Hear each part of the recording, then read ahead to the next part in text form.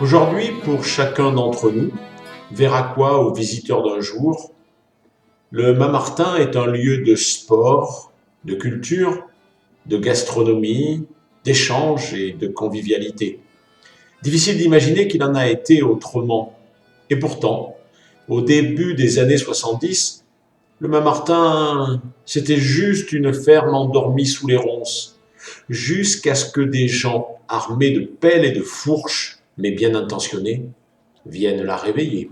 Le jour où Édouard est arrivé au bureau, avec un extrait du plan cadastral de la propriété du Mamartin, il y avait des acheteurs potentiels là-bas pour cette propriété.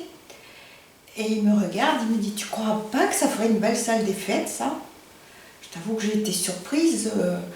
Moi, je voyais un tas de ruines, je voyais pas autre chose. Et donc les acheteurs qui étaient donc sur l'affaire là avaient demandé l'aliénation d'un chemin communal qui traversait donc le Mont-Martin. Et si la commune refusait donc ne donnait pas son accord, les gens n'achetaient pas. Et donc voilà, lui il a dit: moi je verrais bien une belle salle des fêtes ici au milieu de la nature. En fait, ça ne gênerait personne au niveau du bruit, et puis les enfants pourraient jouer. Et l'idée est partie de là, quoi. Le départ, c'est Édouard qui a eu cette idée. Et qui, après, en a aussitôt parlé à son frère et à plein de monde. Et ça a fait une boule de neige, tout le monde a été d'accord et les a suivis dans cette histoire. Il y avait un vague projet d'une salle des fêtes, dans l'emplacement où se trouvent actuellement les ateliers municipaux. Et je me souviens, une petite anecdote, c'est qu'on avait dit que comme il n'y avait pas de budget, il fallait qu'on amène tous un parpaing à chaque réunion du comité des fêtes. Et Michel Ibanez était venu avec un parpaing. Et là, on avait parlé du Mamartin, c'était une super occasion, une ferme à vendre pas cher. Je me souviens à l'époque, ça devait être 12 millions d'anciens francs, quelque chose comme ça. Et il fallait sortir tout de suite dessus. La municipalité ne pouvait pas l'acheter puisqu'il fallait faire un emprunt, le temps de faire toutes les formalités, c'était trop tard. Donc il fallait que ce soit le comité des fêtes qui se débrouille pour acheter ça. Et donc pour l'acheter, il fallait trouver les 12 millions.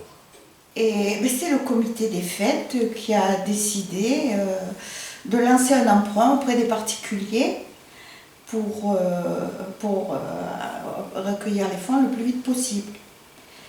Donc avec tous les membres du bureau du comité des fêtes, on est passé chez les gens et on a recueilli des fonds, chacun donnait en fonction de ses moyens, des belles sommes, des petites sommes, mais c'est tout ça accumulé. On a dépassé notre objectif et le supplément a servi à acheter les premiers matériaux donc, pour commencer à rénover le Mont-Martin. Donc à la maison, puisque mon père était trésorier du comité des fêtes, ça a été la succession des gens qui venaient prêter de l'argent. J'étais épaté de voir qu'il y a autant de personnes qui viennent se proposer pour prêter de l'argent.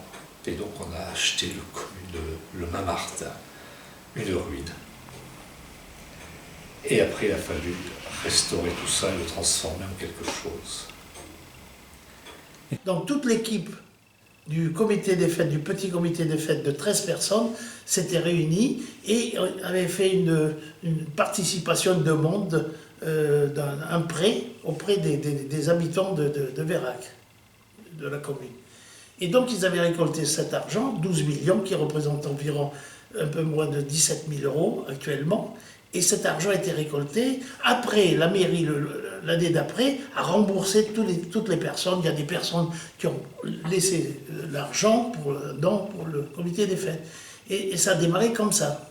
C'est que quand le jour qu'on a été convoqué, dignement convoqué par la municipalité qui était élue, le maire, M. Dupeux, et ainsi de suite, je faisais partie de la commission des travaux avec Camille, Maurice Savary, et puis moi, il ne faut pas me nommer moi, mais on était plusieurs, je ne m'en rappelle plus. quand j'ai vu ça, moi j'ai dit, mais on est fou. Il n'y avait que des ronces partout, il n'y avait plus de toiture. Et bien j'ai dit, l'ami, alors Edouard m'a tout de suite renseigné. Ah, il m'a dit, tu verras, on fera comme ça, on fera comme ça. J'ai dit, je veux bien voir Camille, pareil. Mais j'ai dit, ça, le moral, les gars. Et puis oui, on s'y est mis, et puis on n'a pas regardé notre peine. On a foncé, et le résultat s'est vu au bout de 2 ans, disons. Quand même, ça a duré quand même un petit moment. Hein. Le début du Mont-Martin, ça oui, parce que je me rappelle quand on est allé là-bas avec les 2 patrons, là, les 2 frères Mazières, on s'est tous regardés comme qu'ils sont barjots, parce qu'on n'y arrivera jamais. Dégager tout le terrain avec les outils nécessaires, les bulldozers et tout le bazar. Et après on a attaqué les travaux intérieurs de la salle gauche, ce qu'on appelle la salle moyenne, je crois, actuellement. On a commencé par couper les ronces. Et alors ça s'est passé en février, on était aux intempéries. Et les frères Mazières avaient mis une dizaine de gars à disposition pour faire ce qui était possible de faire pendant ce temps-là. Et donc il s'est fait la salle moyenne en premier, donc ils avaient tout débarrassé, préparé pour faire le dallage, ils avaient fait la grande ouverture dans le pignon intermédiaire là, qui sert à communiquer, à faire communiquer la salle complète. Après on a fait la charpente, c'est la société Landonicole qui nous l'a faite bénévolement. Le bois a été fourni par l'entreprise Soula, la Syrie. Et on a couvert ça les samedis et dimanches, tous ensemble, de bon cœur. La commune a pu acheter le Mont-Martin, engager les premiers travaux. Avec l'argent du comité des fêtes. Avec l'argent du comité des fêtes, voilà, au départ. Et après, comme il y a beaucoup d'artisans de la commune qui se sont investis dans ce projet, eux ont été très fédérateurs parce qu'ils avaient également des marchands de matériaux, des artisans qu'ils connaissaient. Donc ils ont pleuré un peu à toutes les portes. Donc on a eu des matériaux gratuits, on a eu de la main-d'œuvre gratuite. Des fenêtres gratuites, des poses de carrelage, enfin donc ça a évité beaucoup de dépenses quoi. Et ça fait boule de neige, après tout le monde a amené un peu sa pierre à l'édifice. Et donc après, quand beaucoup de gens qui nous avaient prêté de l'argent ont vu le résultat, ils n'ont pas voulu être remboursés, ils étaient très contents du résultat obtenu et ils ont dit ben non, ça sera notre petit apport, ça sera notre façon de participer, vous ne nous remboursez pas. Puis ça a engagé vraiment il y a quelque chose qui s'est créé, quoi. Il y a eu une histoire extraordinaire de solidarité, d'amitié, ça c'est exceptionnel. Quand j'ai vu le truc, pas du tout. Pas du tout. Ça me paraissait vraiment un truc. C'était une ruine, c'était pas possible. Surtout ce qu'on appelle la grande salle maintenant, c'était prêt à s'effondrer. Je n'aurais pas voulu mettre les pieds dedans, quoi. C'est pas possible, c'était bien trop dangereux.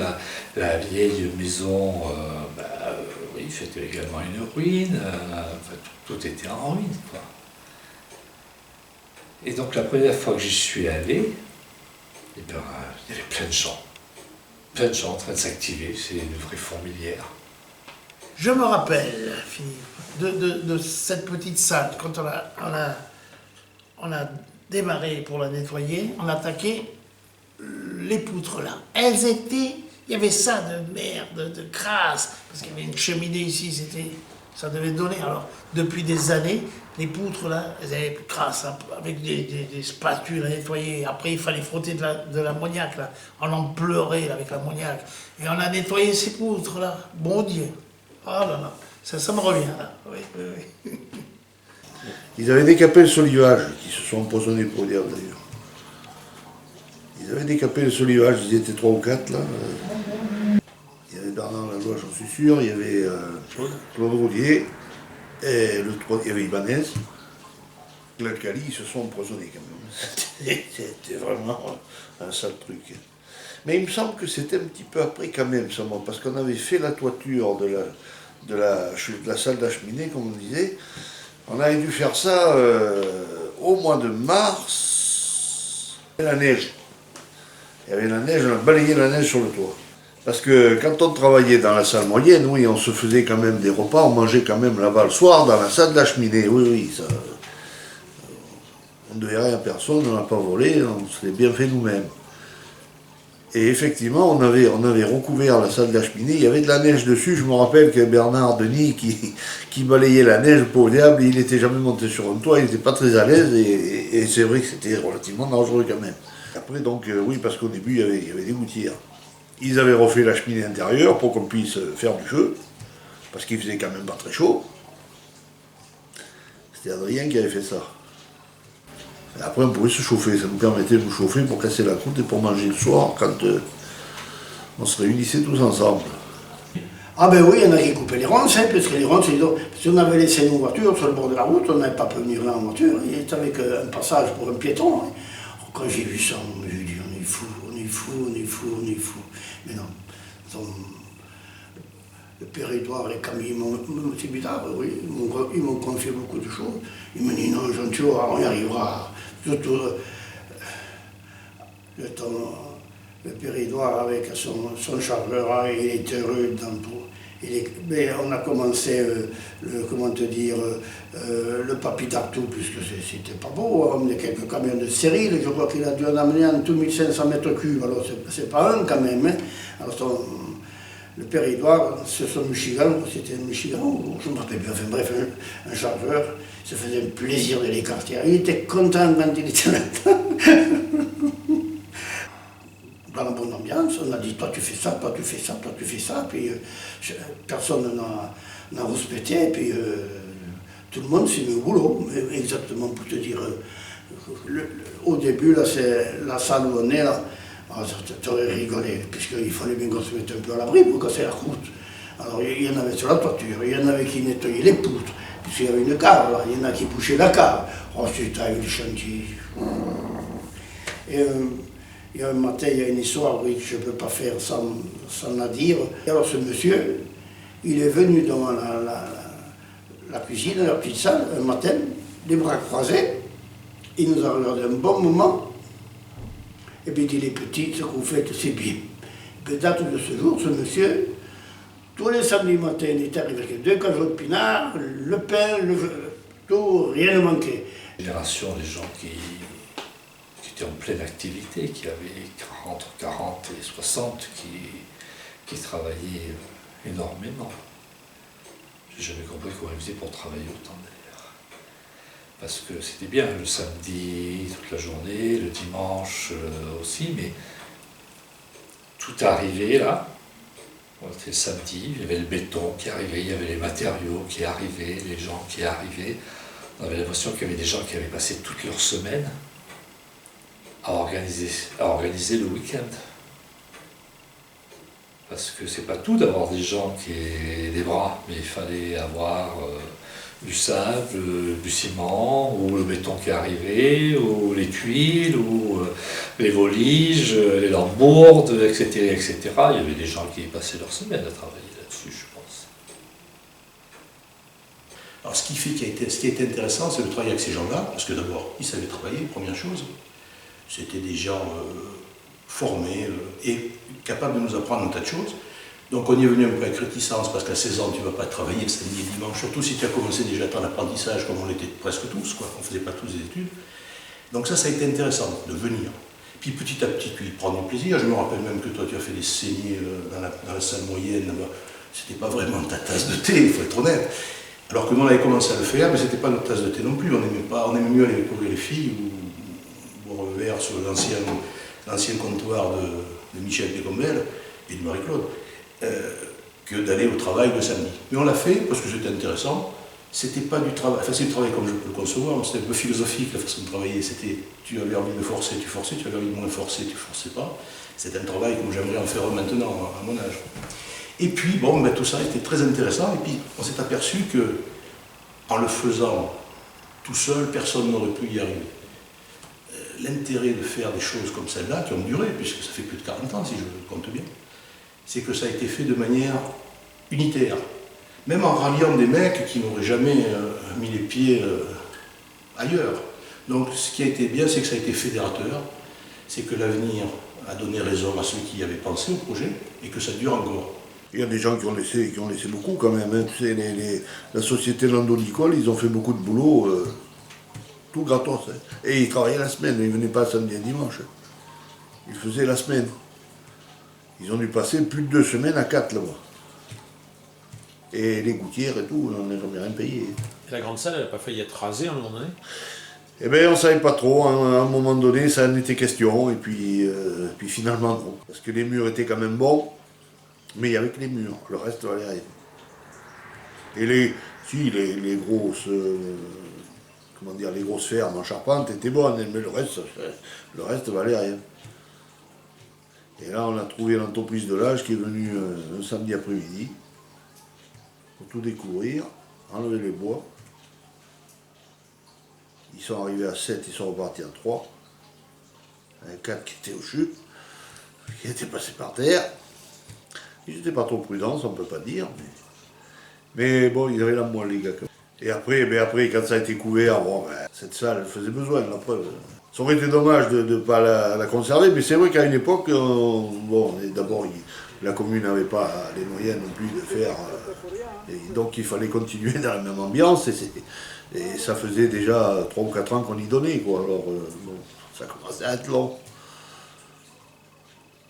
Et entre-temps, on faisait chacun nos maisons particulières aussi. Alors ça faisait beaucoup de boulot, quoi. Donc, pour être un peu partout, c'était pas toujours facile. Mais on a passé des années merveilleuses, ça c'est sûr. J'en garderai un très très bon souvenir. On a fait un premier méchoui, comité des fêtes, toujours pour recueillir des fonds. On était un peu fous à l'époque, même, ça a été notre premier méchoui. On avait 700 inscrits. Et on a fait ça au Puy-en-Bar, à l'extérieur, sur les bords de la Glane. On a pris quand même des risques, parce que s'il n'avait plus, on pouvait personne à l'abri, même pas faire cuire les moutons. Et ça a été ça. Et après, tous les ans, on faisait notre traditionnel méchoui. Mais le premier méchoui s'est fait à l'extérieur pour recueillir des fonds pour le Mont-Martin. Ça a été une réussite totale d'ailleurs. 700 personnes, je crois qu'on l'a jamais refait. Et je crois que nous, on s'était encore plus amusé la veille. Ah, pour le feu de la Saint-Jean, On a c'est fait le feu de la exact. Saint-Jean. Ouais. Ça me rappelle. Ah oui. Franchement, quand on y repense maintenant, je ne sais pas si on oserait prendre autant de risques, quoi. À mon avis, on était dans l'illégalité totale. Mais bon, ça s'est fait, on ne va pas le regretter maintenant. Oula, non. Ça c'est sûr, on peut être fier même, Oui. d'avoir participé à ça, quoi. Et les moutons, on allait les acheter chez M. Coineau, à Vérac, là. Les parents de Francis. Alors il nous faisait un prix, hein. Je marchandais, j'allais traiter la première fois, là. Ah, c'était dur, mais bon, il nous faisait un prix et on avait des bons agneaux. Ah ouais. Et on avait fait quand même 18, on est arrivé à faire 18 moutons à la broche, 18 moutons. Ça amenait du monde, hein. Plus de 1100 personnes. Ah oui, c'était beau, magnifique. C'est une belle histoire hein, quand on raconte ça, mais ça se fait plus, c'est fini. Terminé. Et oui. Oui, ben alors moi je suis arrivé début 80.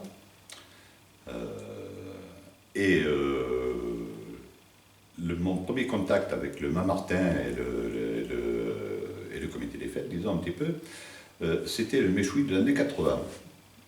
Je n'étais pas au comité des fêtes à ce moment-là, mais c'est Michel qui m'avait dit tiens, tu passeras nous voir, tu verras, c'est super, c'est comme ça.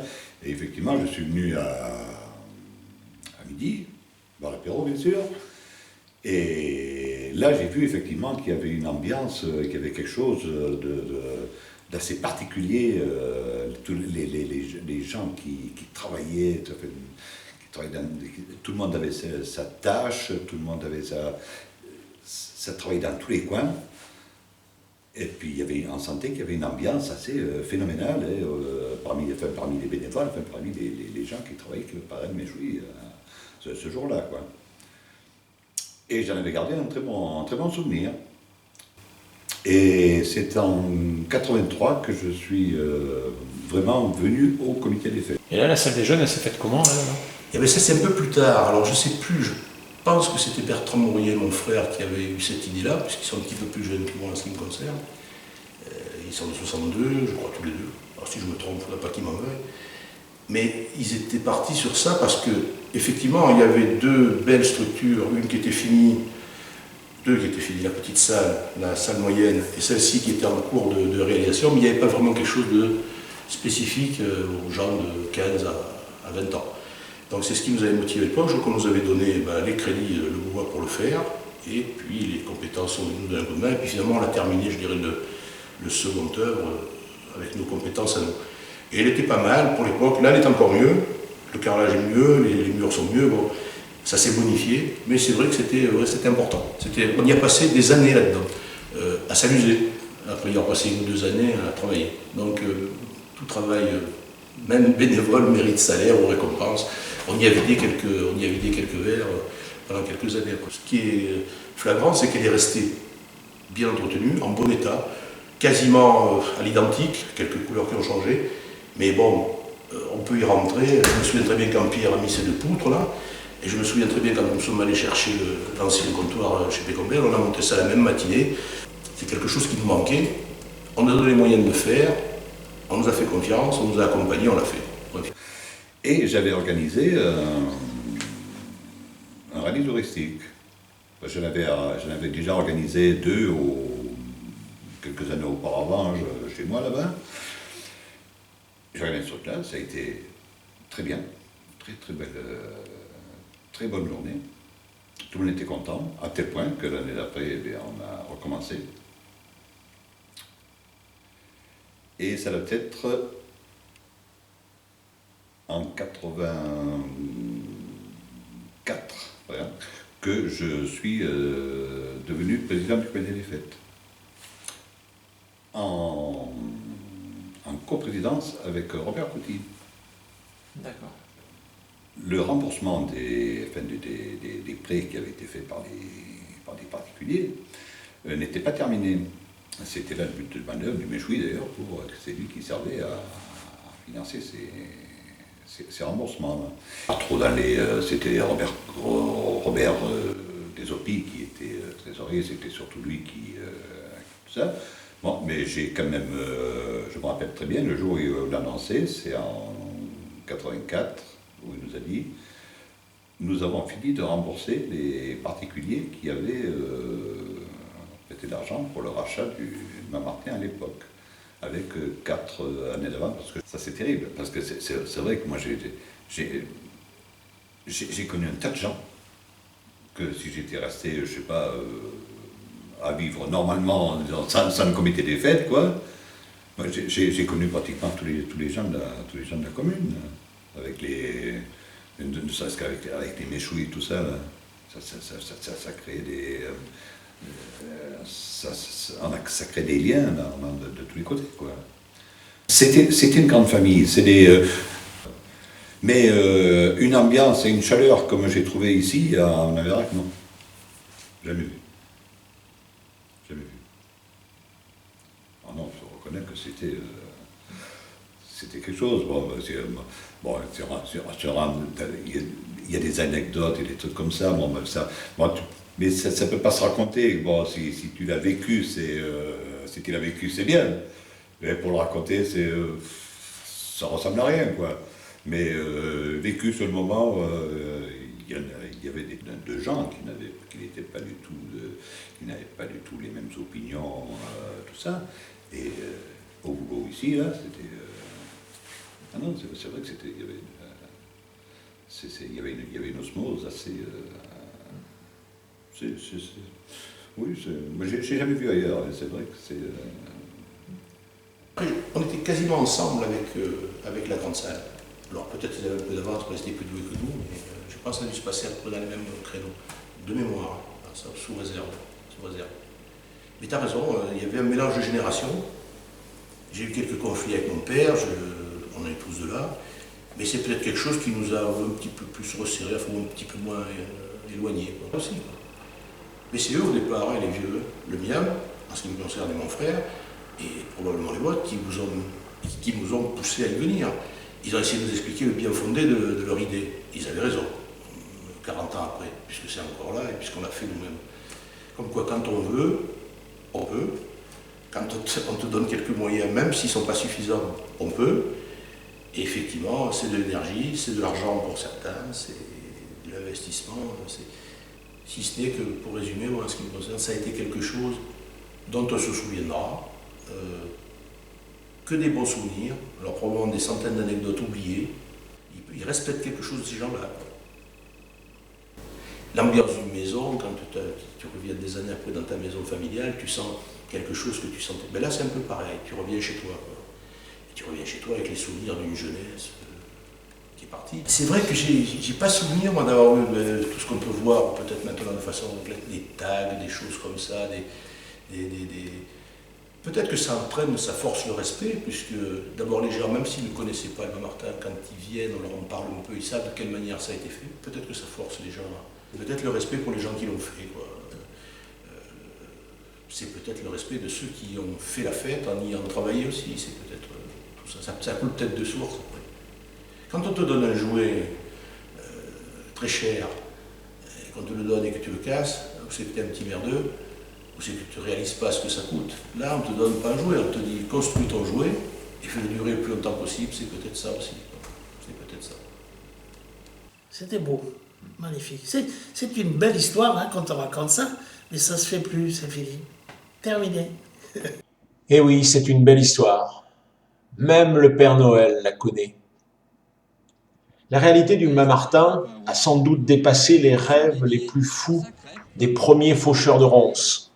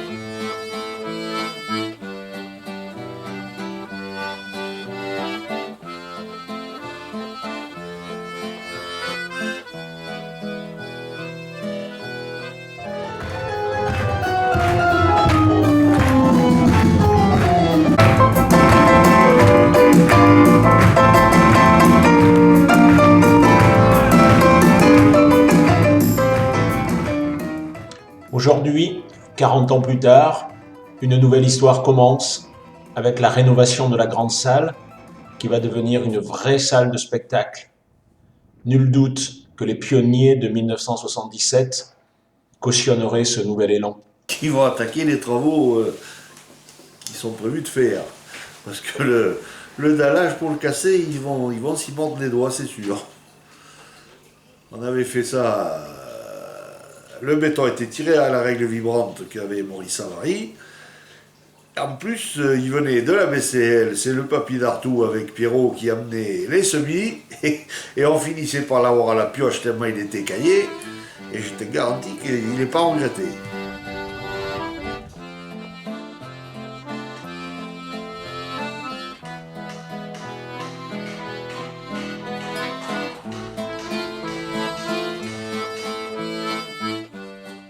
Mais enfin, c'était vraiment la grande camaraderie.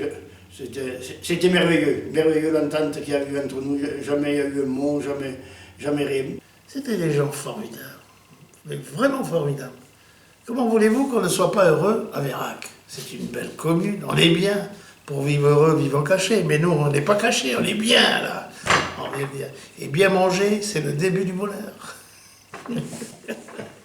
Et là, j'ai vu effectivement qu'il y avait une ambiance, qu'il y avait quelque chose d'assez particulier. Tous les gens qui travaillaient,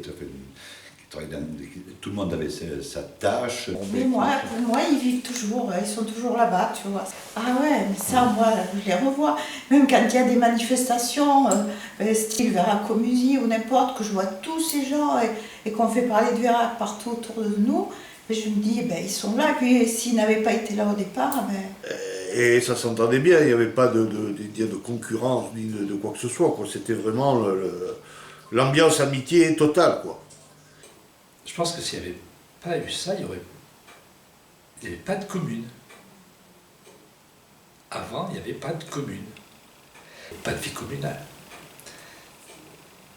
Et là, il y a eu une vie communale.